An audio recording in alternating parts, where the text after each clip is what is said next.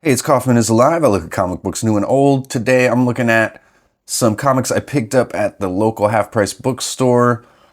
I found these all for $2 a piece, so I got some really good deals here. And I got some foil covers as well for $5. So about the price of a new comic off the rack. I always find great stuff at half-price books. I definitely recommend go checking out any local bookstores you got, any used bookstores around town. If you're trying to find some comics, sometimes you can get really lucky. So, first thing I picked up today was Civil War II, #1 by Brian Michael Bendis. David Marquez doing the artwork here. This is a really sleek looking cover. It's got Iron Man and Captain Marvel there. They're not raised off the cover, but there's a shine on their two figures that's different than the rest of the drawing in the background, but it looks really nice here. Choose your side, it says.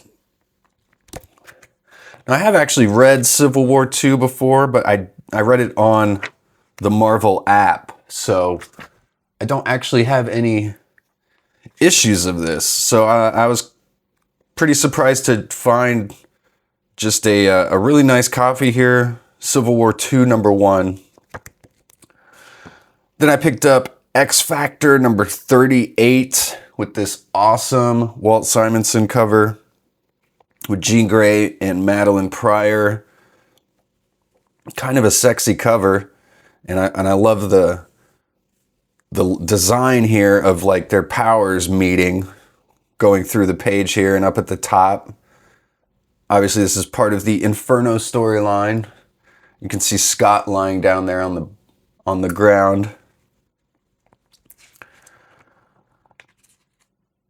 So yeah, Louise Simonson writing. We got Walter Simonson doing this awesome artwork in this issue.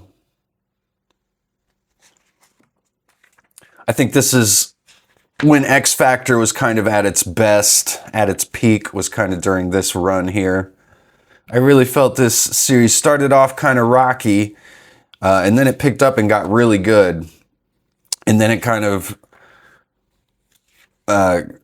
got kind of sucky again until they introduced the new X Factor team led by Havoc, and then it got really good again. But we got Wolverine being possessed by Madeline Pryor here in these pages, some of the other X-Men as well. This is right near the end of Inferno, if I remember correctly. Some really spectacular pages here by Walt Simonson.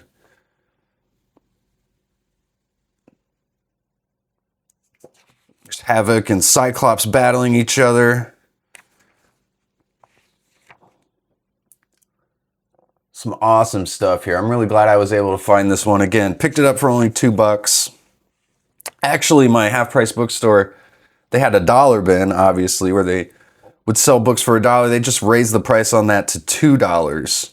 And I was kind of wondering when that might happen, even at my local comic shop, not the half-price bookshop, but I wonder if my local comic shop will start raising their dollar bin prices ever, just because the price of a new comic book keeps going up. So I picked up a couple Wolverine issues here, Wolverine 63 and 66.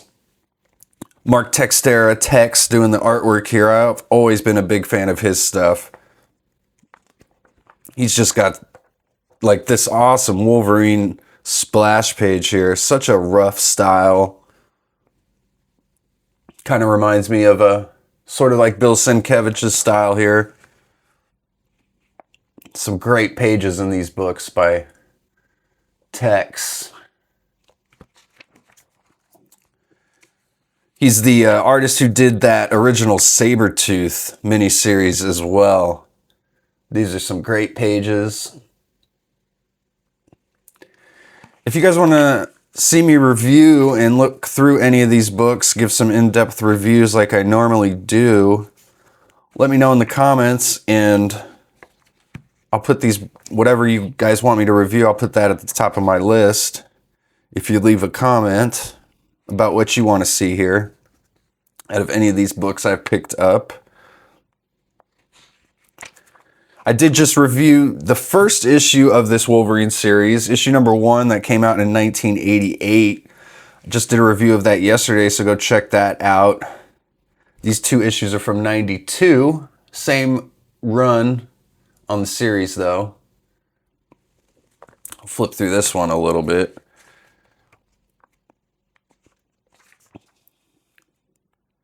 Same artist on this issue as well. Got some X-Men there. It's pretty cool to see Texeira draw the bright and colorful X-Men in the middle of all this really dark stuff that he's drawing here. Pretty great choice for a Wolverine artist, though, if you ask me.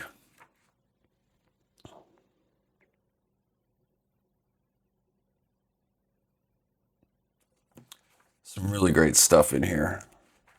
Let's check out the last couple pages here. All right, Wolverine 66. Then I picked up Youngblood Volume 2, number 4.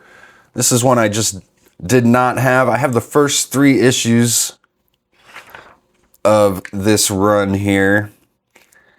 We've got Roger Cruz and Todd Nowak doing the artwork on this issue. So pretty great creative team.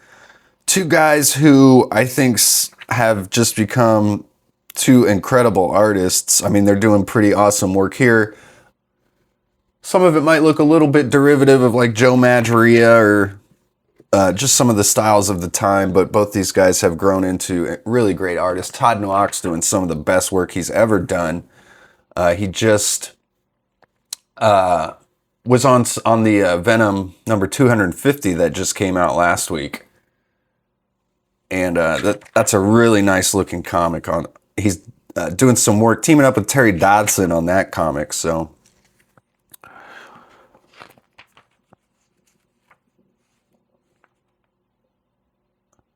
Bunch of splash pages in Youngblood. This came out in, let's see here, what's it say? If I can get a date, 96. Oh, we've got the infamous, this is the infamous ad of that Rob Liefeld Captain America poster with the giant chest. So there you go. This is the original ad where it came from.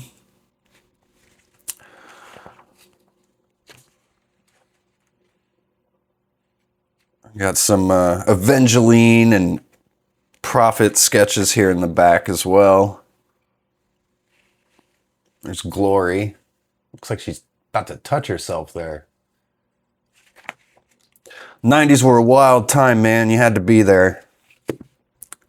Youngblood number 4. And this is also part of the Extreme Destroyer storyline that was running through all these Youngblood comics at the time.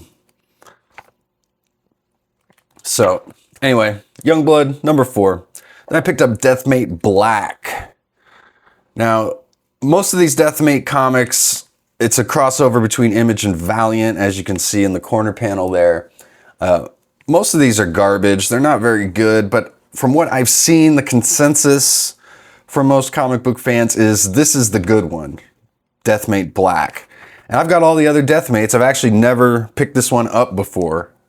I've always seen the red, blue, and yellow ones. They're always really easy to find, but for some reason, I've never really been able to find Deathmate Black in a dollar bin, which I was never going to pay anything more than $1 or $2 for it. So, but this has got some artwork by Mark Silvestri, Jim Lee, Brett Booth. So it's got some real heavy hitter artists in here. And this is basically why it's kind of considered, I guess, the good issue. But a cool cover too. I like Exo Manowar on here front and center with, I think, is that Turok with Ripclaw from Cyberforce and Maul from Wildcats. And that's a cool looking Exo Manowar too. Nice to see him get some page time. Whilce Portacio also on some artwork on here, it says. So definitely going to check this one out. This looks like a lot of fun, actually. A lot of those other Deathmate comics are pretty disappointing. Kind of hard to follow. But this looks simple enough. Lots of action.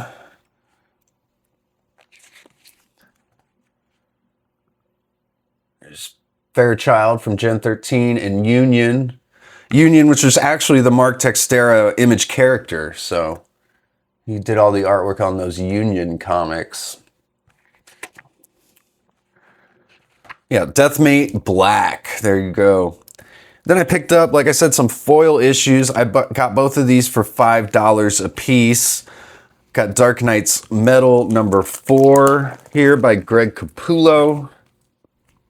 I actually already have this issue, but I did not have the original foil cover here. This looks so beautiful. I love this.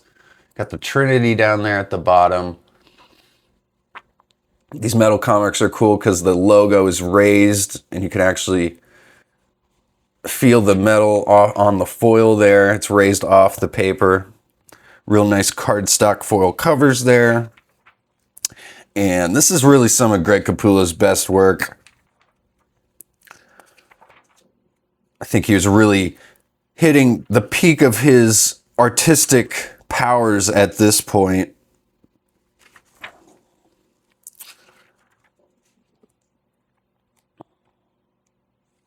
And Scott Snyder, the writer here as well. Would be pretty cool to see Greg Capullo do an issue of Absolute Batman. That's Scott Snyder's writing with Nick Dragata doing the artwork. And they've had some fill-in artists, you know, every few issues. Would love to see a Greg Capullo version of that. Then I picked up Iron Man number 1. This was the 2024 Iron Man series.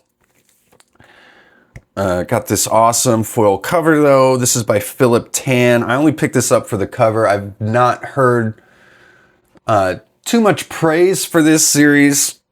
This is the Stark Roxxon War storyline that begins with this issue 1. Again, this came out in 2024.